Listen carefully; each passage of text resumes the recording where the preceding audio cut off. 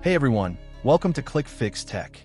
In today's tutorial, I'll show you the complete step-by-step process to download and install BeamNG.drive on your PC or laptop. So let's get started. First, open any web browser on your computer. In the search bar, type Steam and press Enter.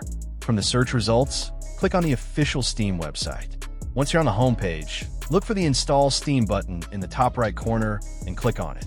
The Steam installer will begin downloading automatically. After the download is complete, open the installer and follow the on-screen instructions to install Steam on your PC. The installation only takes a few minutes. Once Steam is installed, launch it from your desktop. If you already have a Steam account, simply sign in. If not, click Create a Free Account and complete the registration process. After logging in, you'll see a search bar in the top right corner of the Steam window. Type BeamNG.drive. When a game appears in the search results, click on it to open its store page. On the games page, you can scroll down and check the minimum and recommended system requirements to make sure your PC is capable of running the game smoothly. When you're ready, click the Add to Cart button, then select View My Cart to continue. Next, click Continue to Payment. Choose your preferred payment method, complete the purchase, and wait for the transaction to finish.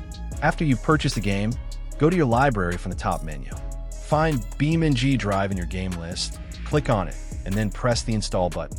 Choose your installation location if needed, and Steam will automatically download and install the game.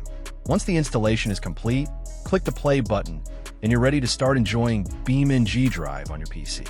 And that's it. That's how you can download and install BeamNG.drive on your PC or laptop.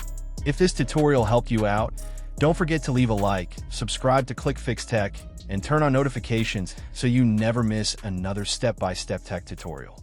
Thanks for watching, and I'll see you in the next video.